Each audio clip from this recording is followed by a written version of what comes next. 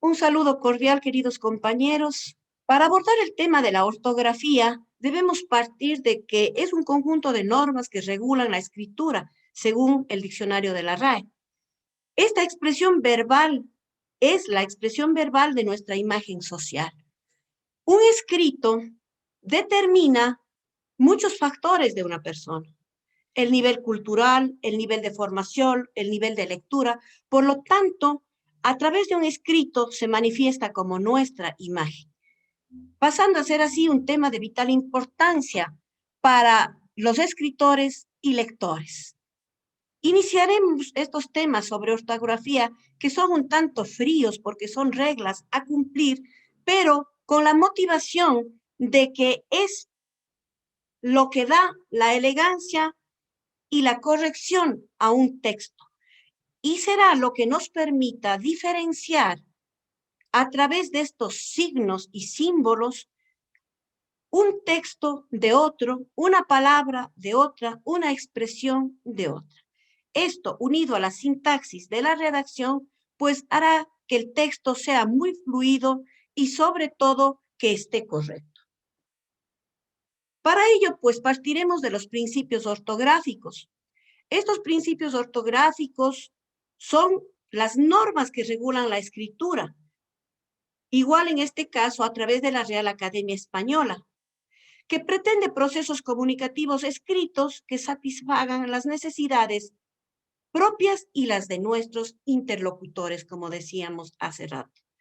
Es decir, el seguir estas normas, estas reglas, estos principios, harán que nuestro texto diga exactamente lo que pretendimos decir.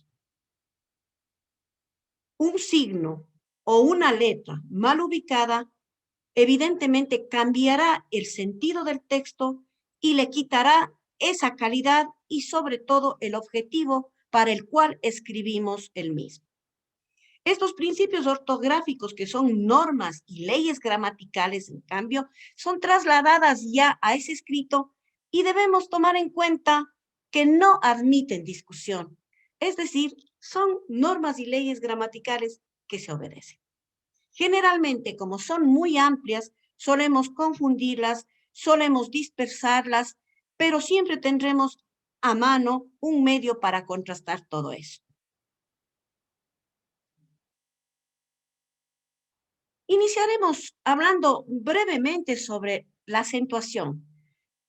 Y tenemos aquí que distinguir tres tipos de acento: el prosódico, el ortográfico y el diacrítico.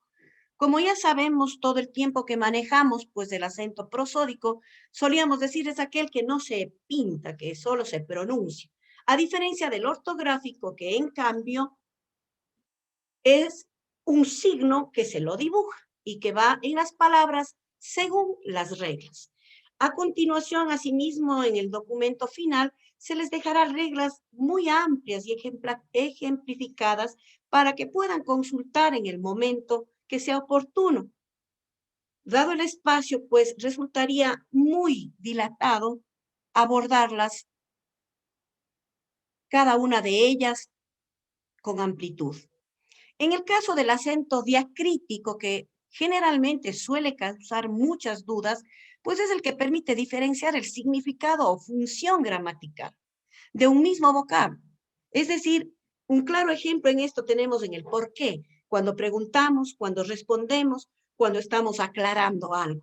Asimismo, les dejo ejemplos para que puedan ser trabajados o consultados en los momentos oportunos. Al tener un compendio de esto, vamos a ver que se ve mucho más sencillo de lo que a veces dimensionamos y pensamos.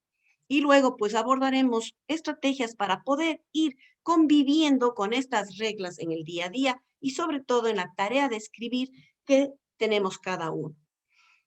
Por ejemplo, este cuadro ejemplifica plenamente cuándo va con tilde, cuándo sin tilde, es decir, cuándo el acento es prosódico y cuándo es diacrítico, perdón, ortográfico. En este caso, entonces, en este cuadro que vemos la información, vemos que van dibujados o tildados, por ejemplo, cuando son pronombres. En el caso de artículo ya no. Y así una serie de ejemplos. Por ejemplo, en el caso de cuando es verbo y cuando es un posesivo de igual manera.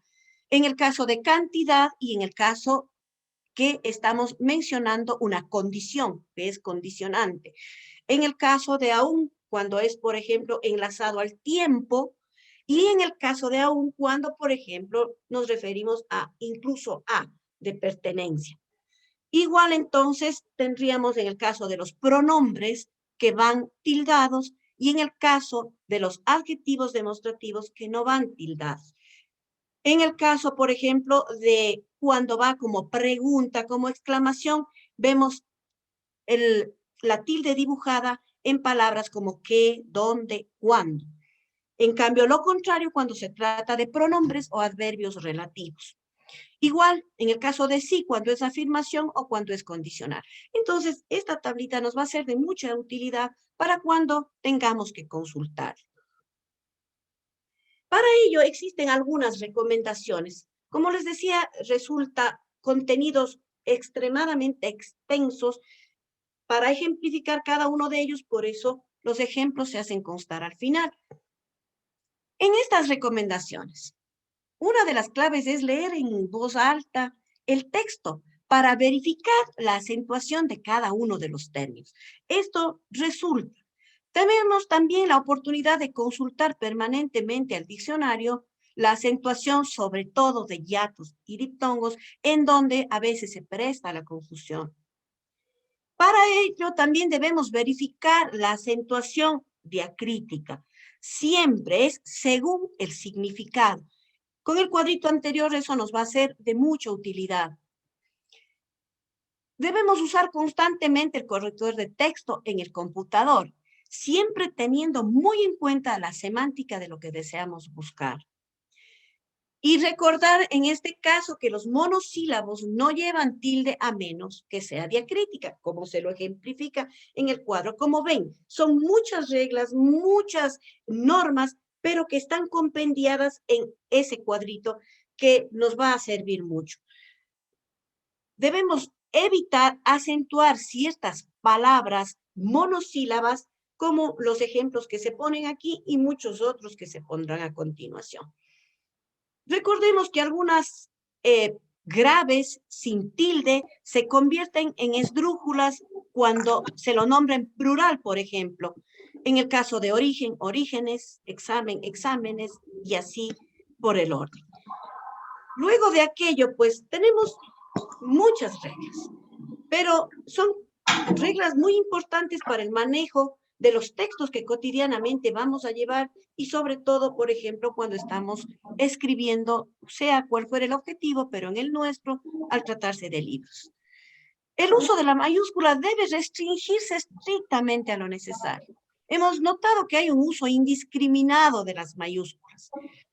Es más, al hablar de mayúscula sostenida, por ejemplo, cuando estamos escribiendo textos sin una condición o sin un motivo real o una regla real, todo el texto con mayúsculas, por ejemplo, es como si en la forma oral estuviéramos alzando el tono y cuando muchas veces tenemos al interlocutor más cerca de lo que pensamos. Entonces debemos mantener ese cuidado.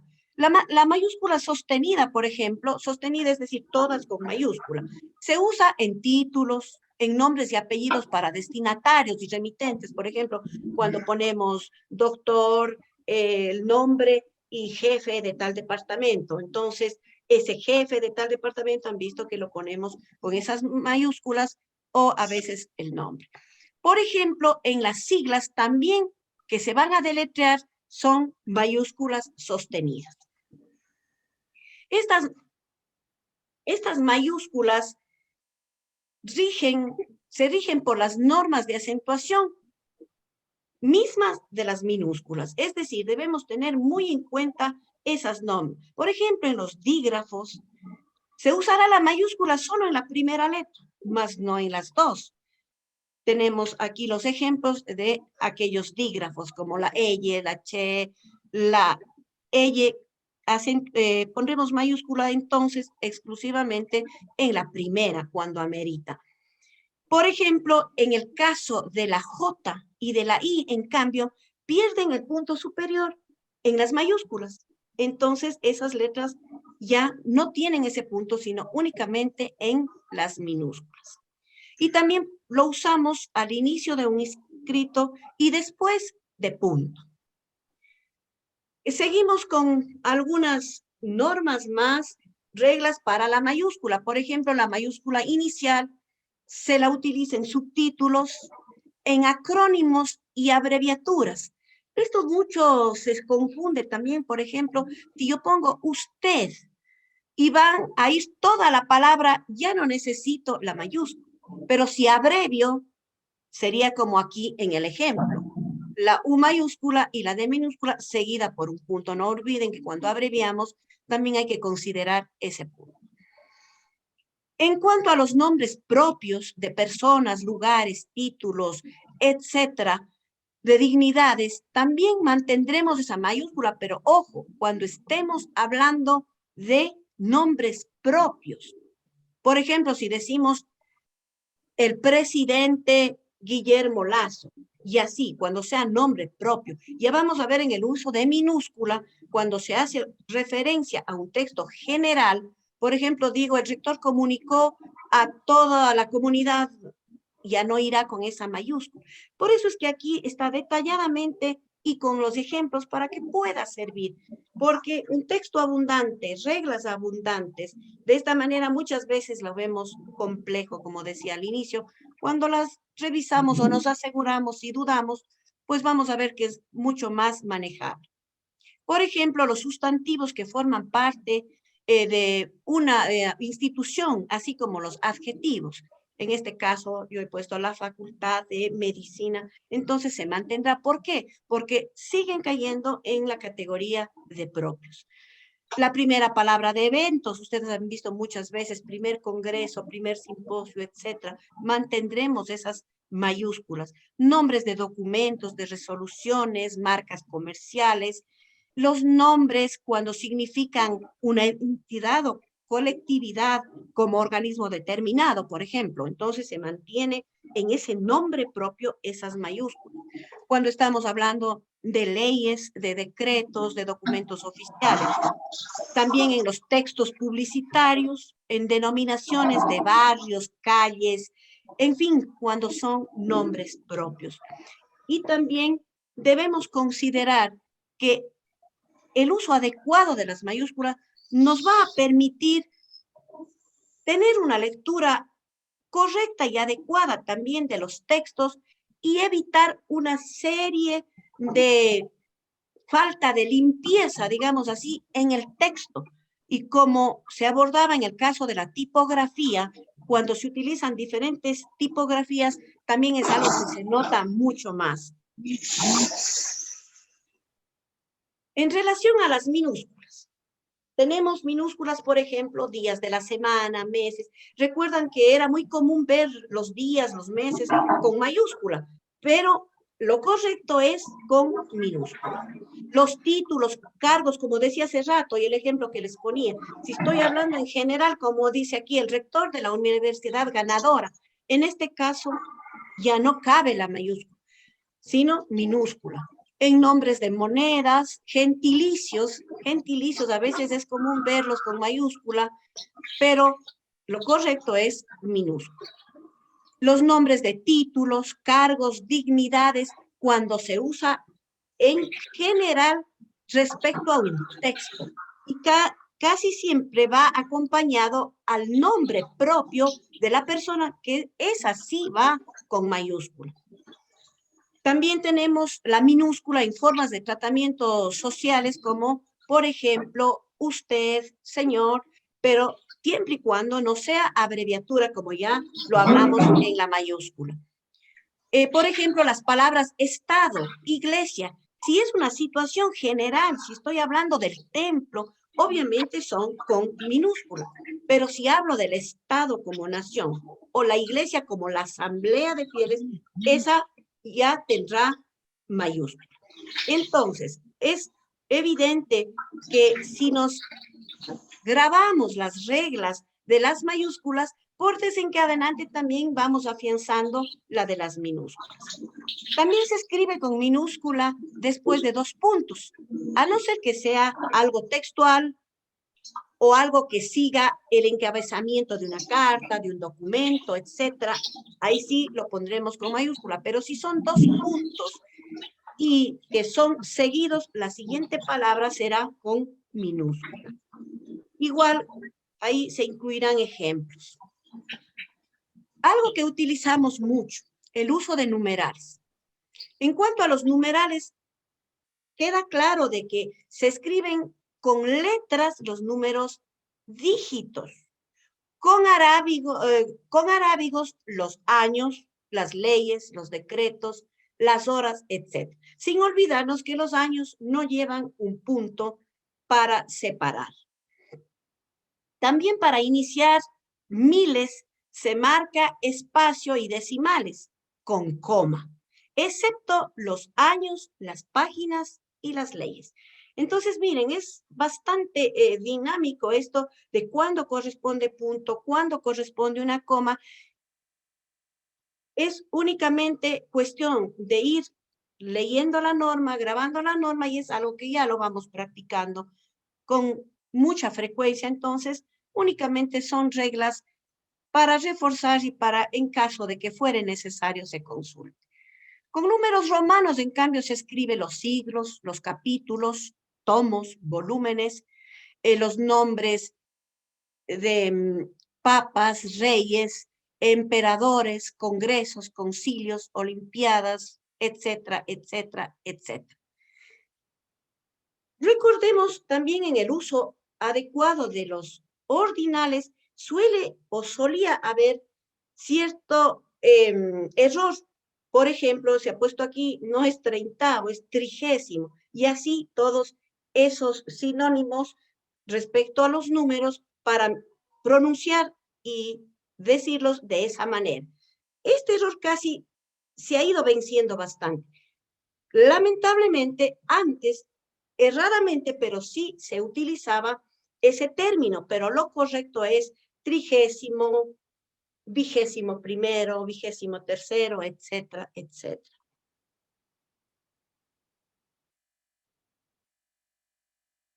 Luego veremos estos signos de pausa, que son importantísimos para los textos, porque marcan intervalos para aclarar el sentido de lo escrito.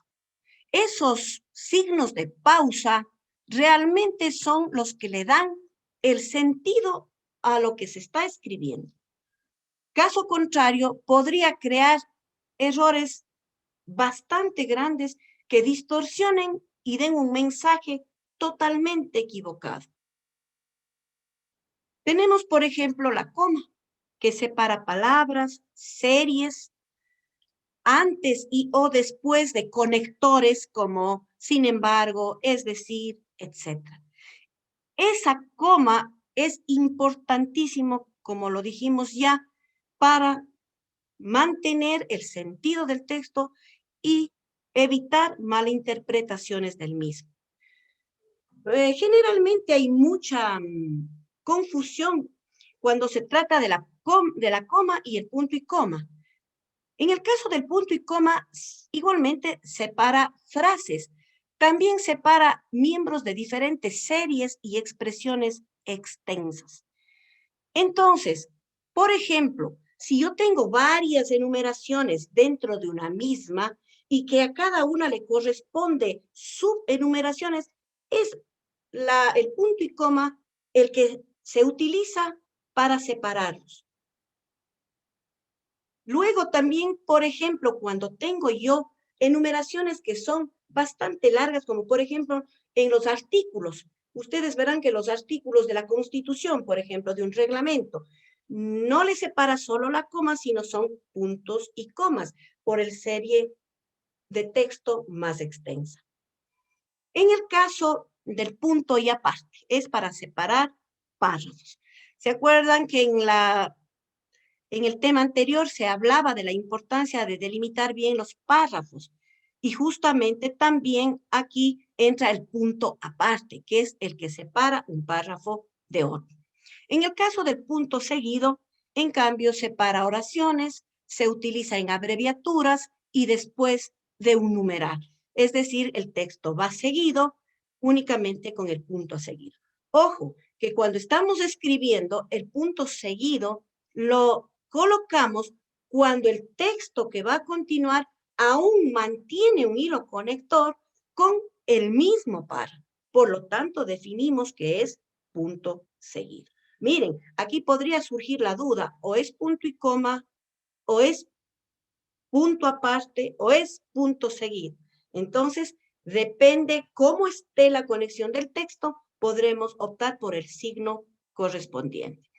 Y obviamente el punto final, pues es el que separa ya los textos cuando ya no hay más textos. Ese es el final, ¿no es cierto? En el caso de los dos puntos, este me sirve para enunciar, explicar, iniciar una numeración o listado. Se utilizan también después de un saludo y separa también las horas de los minutos. Estos dos puntos también suelen ser bastante mal utilizados, porque existen otros signos que podrían adecuarse más a textos que no estén siendo justamente adecuados a lo que se explica, como enunciar, explicar, iniciar una numeración o un listado. Entonces, con estas características, pues, les damos el uso adecuado a cada uno de estos signos de puntuación, de separación. En el caso de los signos de distribución, tenemos los más comunes, los más utilizados, como por ejemplo el guión.